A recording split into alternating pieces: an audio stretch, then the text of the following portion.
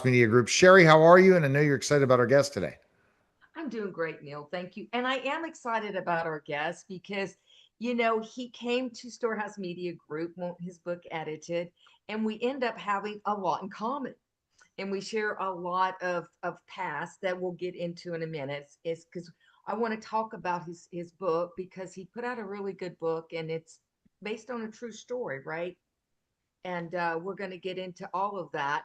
But I'm going to introduce him. His name is John Hyatt and he has a really good resume. I mean, you got your master's in social science and social psychology. One thing we had in common, you were certified foster parent. I was too. And then you became a license. Well, you were a deputy sheriff. You were in law enforcement. I was too. And you were a founder, executive director of a nonprofit charitable state licensed and peer accredited organization, which I want you to talk about. You were investigative social worker. We Yes. call them child protective investigators down there in Florida. And you were licensed private investigator. Like, how exciting was that? So we'll have to ask you all about that. But you also wrote a book called Those Kids. And, Yes. you know, tell us about that book. Why did you write that book? Well, the book is about kids that were court acquainted, and they got court acquainted in two ways. One was as a delinquent, which means they broke the law and were adjudicated delinquent. And the other was that they were found to be dependent, meaning that there was no one else to provide the care or nurturing that they needed. And Telos Youth Outpost was the nonprofit I founded after I completed my thesis. In fact, it's based on my master's thesis.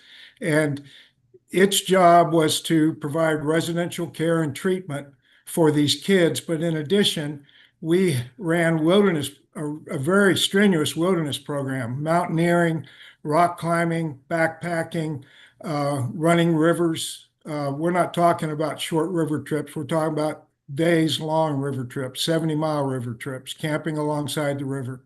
And so we used the wilderness to challenge these kids. And after retirement, I decided that writing this book was kind of a way to give back. Wow. And I think that's the thing, the give back process. What an amazing thing, right? Like to be able to give back to help people. Feels great, doesn't it? Well, as you get old, you realize that the only thing really left is called generativity, and that's where you give back to the world that you grew up in. And I've kind of reached that stage in my life, and so writing this book was very satisfying for that reason. Makes sense. Yeah, I'm sure those kids though love those adventures. I'm looking at your resume. You have something on your resume most people don't, and it's outdoor accomplishments. Like, wow. I mean, you have a list of them. And I think those kids probably were like, woohoo, this is something fun, they learn. I mean, what kid wouldn't want to get out there and learn those outdoor activities? But you wrote about those experiences, and I'm just kind of curious about the writing process. When I wrote my first book, which was about the foster care system called Small Voices Silenced, I used my journal. I used journal notes. I used a lot of documents that I would was were that I had used as a basis throughout. So mine was it was a memoir. And how about you? What was your writing process? Did you use your journal? Did you just how did you do it? Sherry, I wish I'd kept a journal, and I respect those that can, but I was too busy between the state bureaucracy demanding my time and the kids needing my time. I didn't have time for journaling. Most of my book came from memory and letters and reports and other things like that that still existed on my hard drive. And but most of it came just from memory. And also keep in mind, I had 10,000 plus photographs of the kids in the wilderness, and a lot of the memories that are in the book came from uh, reviewing those pictures too. Wow. And I think when you think of those memories, they're so fond of how you're able to help. Talking about kids in need, talking about the challenges they went through in their home life, to be able to shape their minds and to see growth, it feels great. I agree with that. You Absolutely know, agree with that. you working with these kids, it's real fulfilling, right? But it can get emotional. When I wrote my book, I there were times I just sat down and just boohooed. I mean, I cried. I couldn't even get through parts without crying, but it was very healing for me as I got through the book. What about you? How did you take those stories? What was it like for you to revisit them?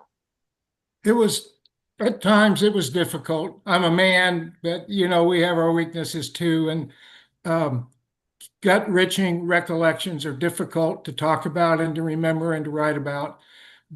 And there were a lot of those, and a lot of stuff that wasn't so gut-wrenching, that was more fulfilling, where kids rose to the occasion and moved on with their lives and did very well. Those were satisfying too. But the emotional ups and downs of the recollections and the recalling, and the fact that some of the kids are even dead, it made the book difficult, but still.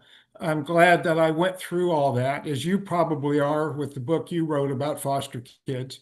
Um, at, when you're done, I guess the best way to say is we're glad we climbed that mountain. Yeah.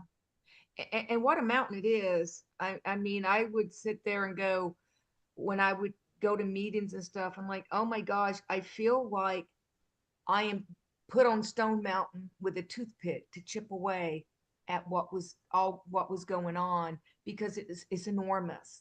The whole system is just like, I think it needs an overhaul, and it's just enormous mission to take on. But you do the best you can, right? And but you had this nonprofit, my gosh, for what, 20 something years? About almost 24 years, yes. Yeah, yeah, yeah, yeah. So you did that. What was it that made you want to start that nonprofit? I mean, to start a nonprofit, you have to have some kind of passion going on. Well, you have to keep in mind that I grew up adventuring in northern Maine near the Allagash Wilderness as a child. And then I moved to Humboldt State University. I was going to become a wildlife biologist.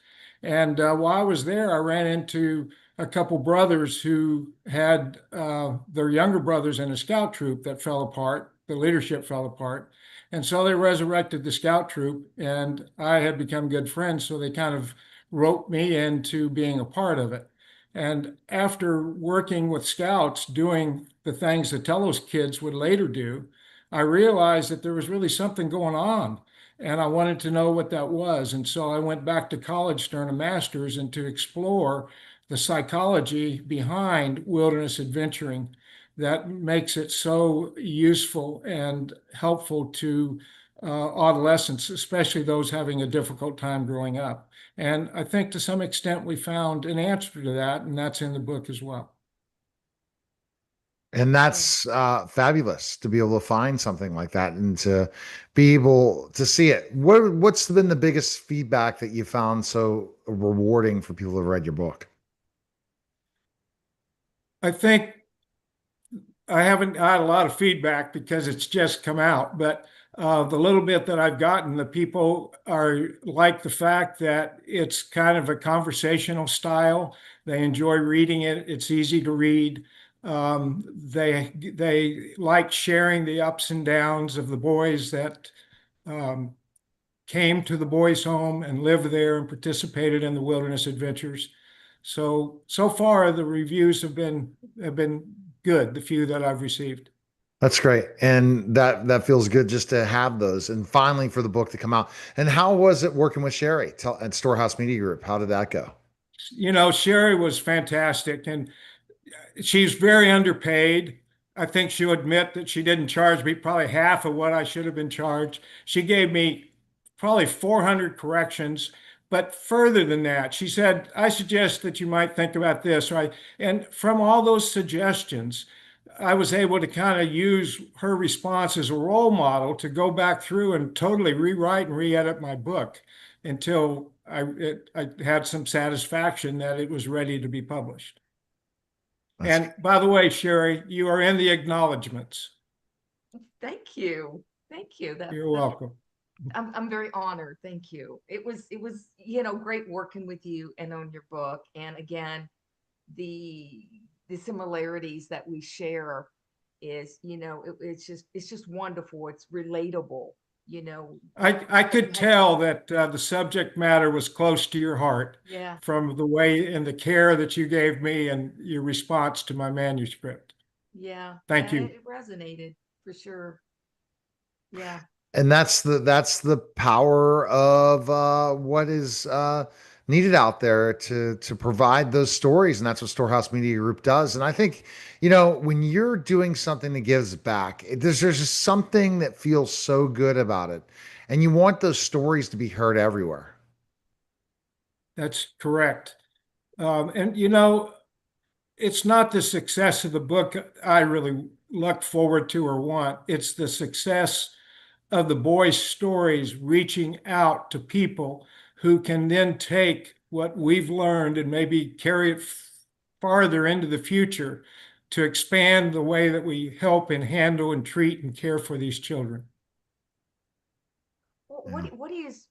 what's one story, just one story that you can think of that it just stays at the top of your mind, like emotionally it impacted you, good, bad, or indifferent. Well, there's not just one, and it's kind of unfair to single out one because then that kind of says that there aren't others. But we had a boy who served tours in the paratroopers in Afghanistan. We had a boy who became a airline mechanic for a major airline and today works on the F-35 jet engine. We had a boy that became a champion in mixed martial arts. We've had lots of kids that have gone on to succeed. But even the kids that have jobs and families and they're in construction, they're successes too. And I don't want to single out, some kids as being more successful than others.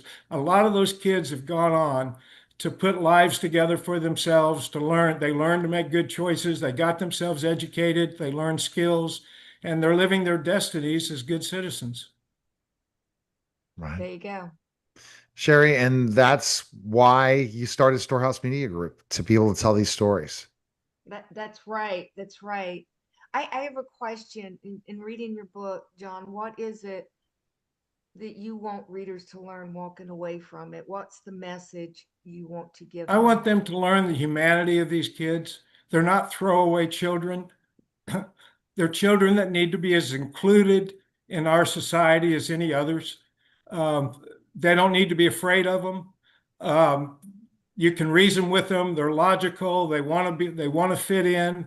They want to catch up in school. it Some of these kids just never had an opportunity to develop their human potential. And at Telos, we tried to give them that opportunity. And we didn't succeed with every kid. Frankly, I was not skillful enough or knowledgeable enough that I was able to help every child that came to Telos. And I regret that I wasn't better, but I was as good as I could be. And I worked hard. And those kids that have gone on and built lives for themselves bring me a lot of satisfaction. I hear that. I hear that. Sherry, what other questions do you have for our guest? Oh, I could talk to John Go forever. ahead. Not, but But sharing stories for sure. Sharing stories. okay, I have one question. If you had something to say to those kids now, what would it be? I think I just continue saying the same message that we always sent. Make good choices. Um, Go forward and get yourself educated. Do what you have to do to catch up and get your skills up so that you are valuable to somebody so you can earn a living. Um, and learn to live your destiny as a responsible citizen in our country. Um, I think those are the messages I would send to the kids if I had them in front of me today. But those were the messages we tried to send back then as well. Yeah. Wow. Yeah. And that's the thing, Sherry, and the stories listening to you guys talk, it just goes back to the days when I was a teacher and how I gave back and how the kids that really didn't have anything. And John, I think that's the thing. So people that want to read their book, where's the best place they can check it out? Well, it's in two formats on Kindle, on Amazon. There's an electronic version and there's a paperback version. And they may seem expensive, but it's because I included over 60 color photographs, which drove up the costs. And I regret that, but I hope that they will take a look at the book, and I hope that they get things out of that book that they can take into their own work or their own raising of their own children. Okay. Anything else to add, Sherry? No, it's just it's a good book. Yeah. It's a powerful book if it's with the kids. So Exactly. kudos to you, John. All right. Appreciate it, John.